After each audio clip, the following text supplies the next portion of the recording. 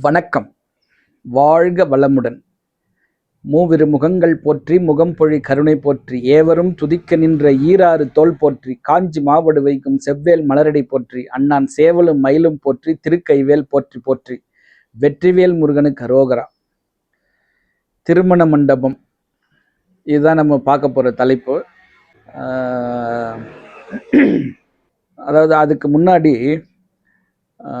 ஒரு சில விஷயங்கள் என்ன அப்படின்னா, இன்னும் இவர் வாஸ்து பார்க்குறாரு.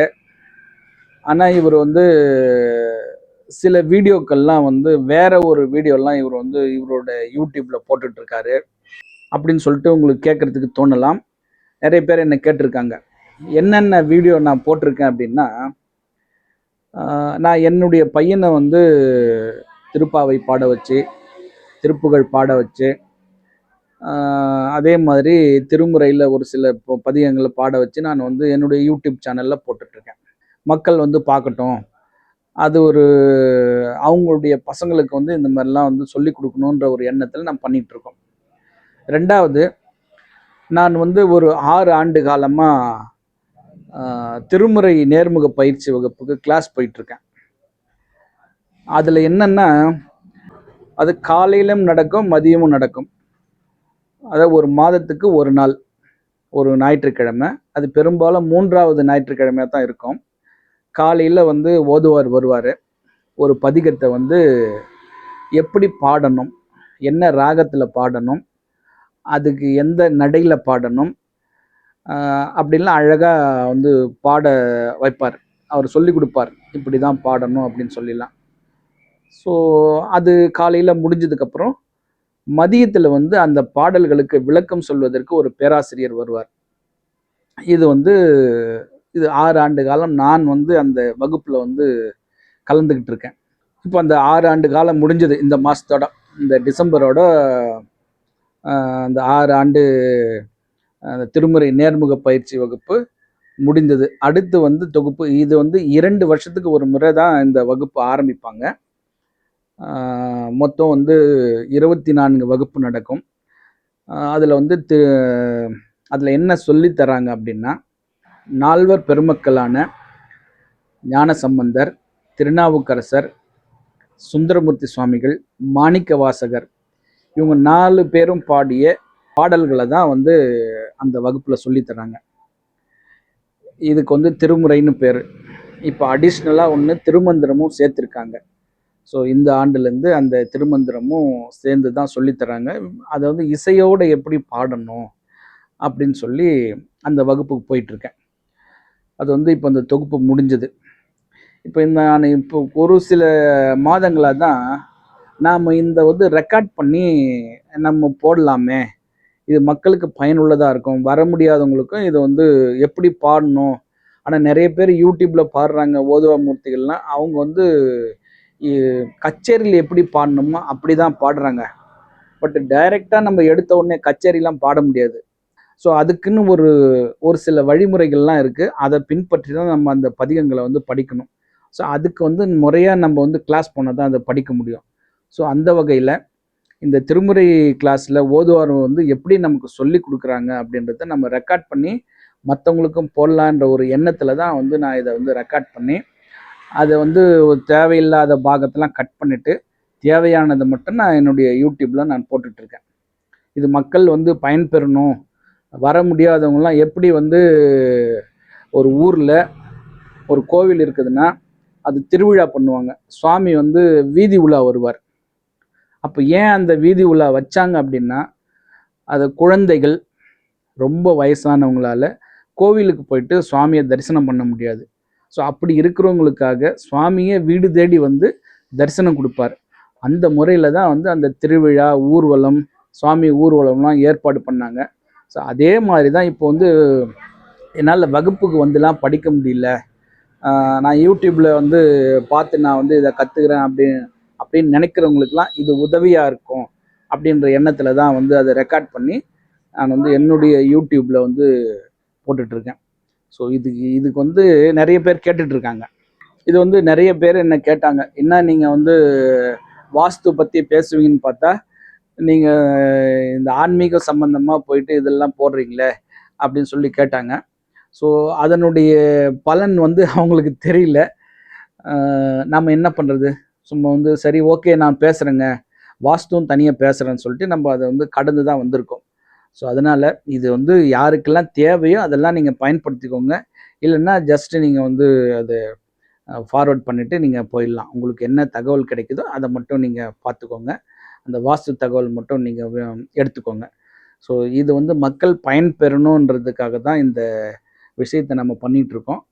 அந்த வகையில் தான் வந்து இப்போது அடுத்த தொகுப்பு ஆரம்பிக்க போகிறாங்க. 2026, 2027 இந்த 2 ஆண்டுக்கான வகுப்பு அடுத்த ஜனவரி மாதத்துலேருந்து ஆரம்பிக்க போகிறாங்க. ஸோ அவனருளாலே அவன்தாள் வணங்கி, அது சிவபெருமானுடைய அருள் இருந்தால் மட்டும்தான் நம்ம அந்த வகுப்புக்கெல்லாம் நம்ம போய் சேர முடியும். நேற்று தான் கடைசி வகுப்பு அது. அப்போது ஒரு அடியார் வந்தார். அவர்கிட்ட ஐயா நீங்கள் வந்து எதையாவது பேசுங்களேன் அப்படின்னு, நம்ம உங்களுடைய அனுபவத்தை வந்து யூடியூப்பில் மக்களுக்கு நம்ம சொல்லலாம், அவங்களும் வந்து நம்ம அடியார் கூட்டத்தோடு சேருவாங்க, உங்களுடைய அனுபவத்தை சொல்லுங்கள் அப்படின்னும்பொழுது அவர் கொஞ்சம் பேசுகிறதுக்கு கூச்சப்பட்டார். சரி பரவாயில்ல அப்படின்னு சொல்லிட்டு அவர்கிட்ட நார்மலாக பேசிகிட்டு இருக்கும்போது, நீங்கள் மட்டும் வரீங்களே, உங்கள் நண்பர்களை கூட்டிகிட்டு வரலாமே அப்படின்னேன். அப்போ அவர் சொன்னார், ஐயா வந்து நான் நிறைய பேருக்கு சொல்லிகிட்டு இருக்கேன், ஆனால் வந்து சும்மாவே உட்காந்துட்டு இருக்காங்க, உட்காந்து திண்ணையில் வெட்டி கதை பேசிகிட்டு இருக்காங்க, இங்கே வரமாட்டேன்றாங்க. பட் நம்மளும் அங்கே உட்காந்தோம்னா நம்மளும் தேவையில்லாத வார்த்தைகள்லாம் நம்ம பேச வேண்டியது இருக்கும். அதனால் வந்து ஒரு நல்ல சிந்தனையாக இருக்கும், தெய்வ சிந்தனையாக இருப்போம், சிவ சிந்தனையாக இருப்போம்னு சொல்லிட்டு தான் நான் இந்த வகுப்புக்கு வந்துட்டுருக்கேன் அப்படின்னு சொன்னார். ஸோ அது வந்து ஒரு முற்றிலுமான உண்மை. அது நம்ம வீட்டில் இருந்தோம்னா தேவையில்லாத பேச தோணும், அடுத்தவங்களை பற்றி பேச தோணும். ஸோ இதெல்லாம் வந்து அவாய்ட் பண்ணணும் அப்படின்னா, ஒரு நாள் நல்ல சிந்தனை, சைவ சிந்தனை, சிவபெருமானை பற்றி நம்ம கேட்டுக்கிட்டே இருந்தோம்னா நமக்கு வந்து நல்லது நடக்கும். அதாவது எப்படின்னா, ஒரு ஒரு ஒரு மனிதர் வந்து ஒரு சுத்தமாக எழுத்தறிவே தெரியாது, அவருக்கு படிக்காதவர். அந்த ஊரில் ராமாயணம் நடத்துகிறாங்க. அந்த ராமாயணத்தை பார்க்கறதுக்காக இவர் டெய்லி போயிட்டு வர்றார். 10 நாள் போய் வந்தார். டெய்லி அவன் போயிட்டு வந்த உடனே அவங்க மனைவி வந்து கேட்பாங்க, இன்னைக்கு என்ன சொன்னாங்க அப்படின்னு. நல்லா சொன்னாங்க அப்படின்னு சொல்லுவார், அவ்வளோதான். என்ன சொன்னாங்கன்னா, எனக்கு அதெல்லாம் தெரியாது, நல்லா சொன்னாங்க. சரி இதே மாதிரி தொடர்ந்து போச்சு. ஒரு 10 நாள் போனதுக்கப்புறம் அந்த அம்மா கேட்குது, மறுபடியும் கேட்குறாங்க, இன்னைக்கு என்ன சொன்னாங்க? எனக்கு தெரியாது, நல்லா சொன்னாங்க. அப்போ இந்த ஆளுக்கு வந்து புரிய வைக்கணும், இவர் பண்ணுறது தப்பு அப்படின்ற ஒரு கோணத்தில் அந்த அம்மா என்ன பண்ணாங்க, அவருடைய மனைவி பக்கத்தில் இருந்த ஒரு சாணி அள்ளுற ஒரு கூடையை காமிச்சு, இதில் போய் தண்ணி மொண்டுன்னுவான்னு சொல்கிறாங்க. அவரும் வந்து எதுவுமே பேசலை. அவர் என்ன பண்ணுறாரு, அந்த கூடையை எடுத்துன்னு போய், அது மூங்கிலால் செய்யப்பட்ட கூடை, நிறைய ஓட்டை இருக்கும் அதில். அவர் என்ன பண்ணுறாரு, போய் ஒரு குளத்தில் தண்ணி எடுக்கிறார். தண்ணி எடுத்துன்னு வர்றாரு. கிட்ட வரும்போதெல்லாம் ஒரு சொட்டு தண்ணி கூட இல்லை. இவர் இதே மாதிரி ஒரு 10 டைம் போய் போய் போய் போய் தண்ணியை மொண்டு எடுத்துன்னு வர்றாரு. தண்ணி நிற்கல. கடைசியாக அவர் வந்து தண்ணி கடைசி டைம், அது ஒரு 10 13 தடவை இருக்கும், கடைசியாக கூடை எடுத்துன்னு வந்து காட்டுறாரு, தண்ணி இல்லை. அந்த அம்மா சொல்கிறாங்க கிண்டலாக அவரை பார்த்து, நீ ராமாயணம் கேட்ட லட்சணம் இதுதான் அப்படின்னு சொல்கிறாங்க. அவர் வந்து அமைதியாக அவர் ஒரே ஒரு வார்த்தை தான் சொல்கிறார், அது கரெக்டு தான், எனக்கு ஒன்றும் தெரியல தான், ஆனால் முதல்ல கூடை எப்படி இருந்தது, ரொம்ப அழுக்காக இருந்தது.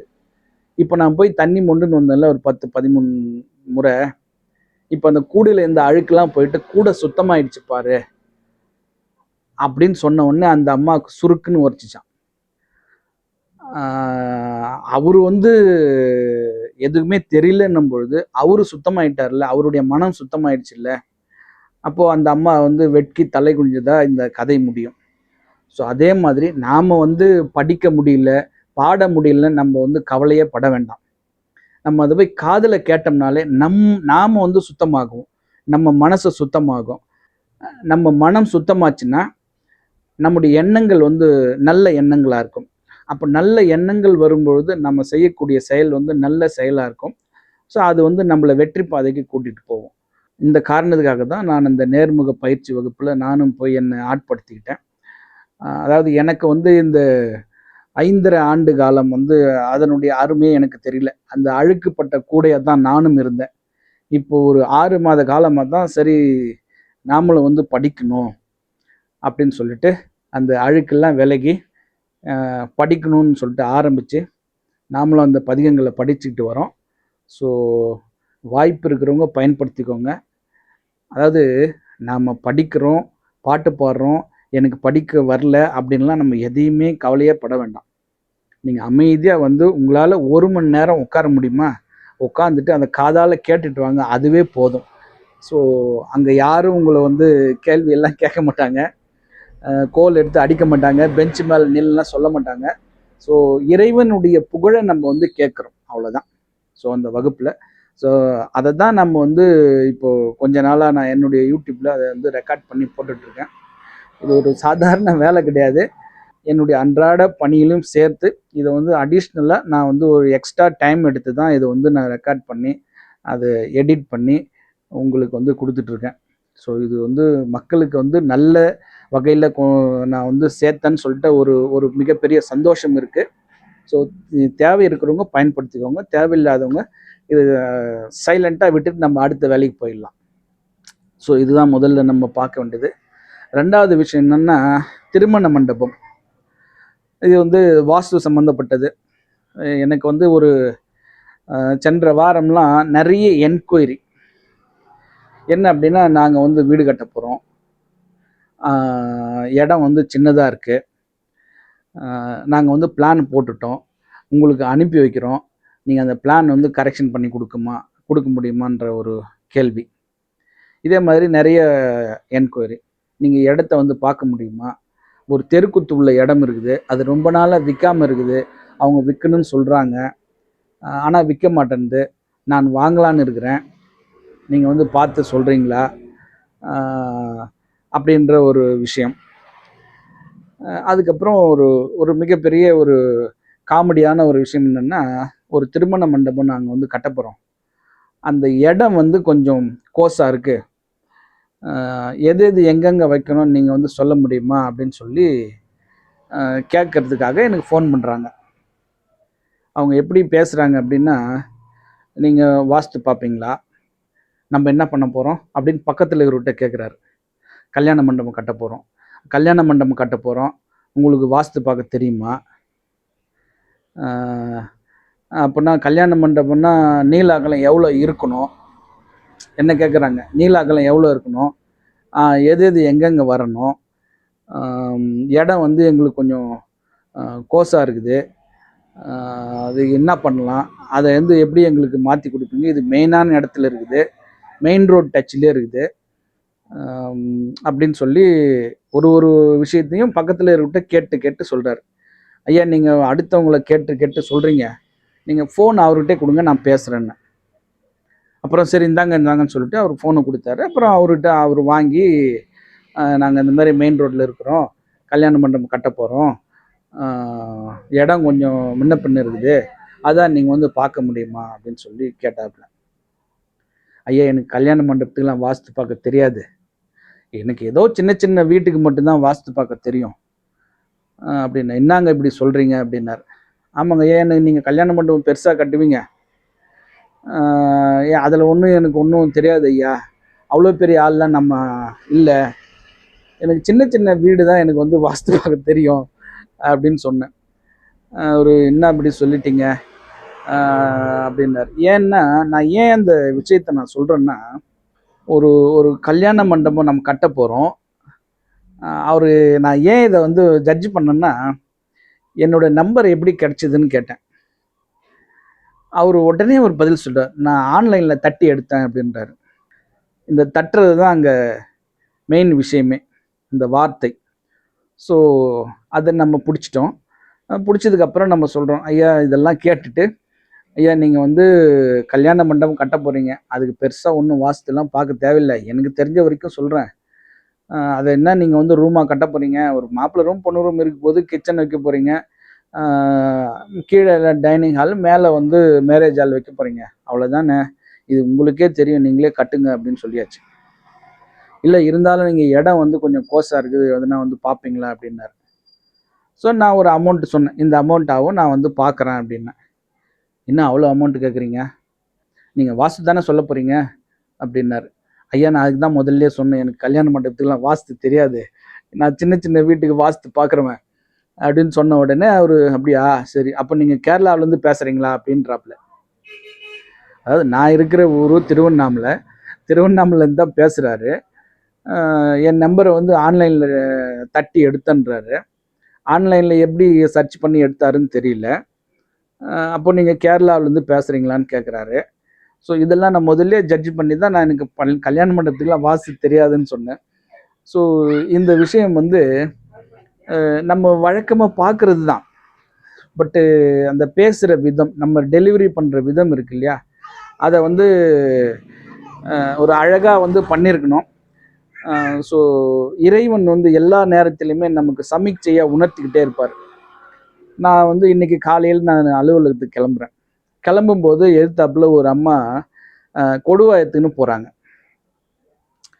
ஸோ இது இறைவன் எனக்கு ஒரு சமீட்சையாக கொடுத்துட்டார். ஸோ இன்றைக்கி வந்து ஏதோ ஒரு நம்ம கட் பண்ண போகிறோம் நம்முடைய அலுவலகத்தில் போயிட்டுன்னு நான் நினச்சிக்கிட்டே போகிறேன்.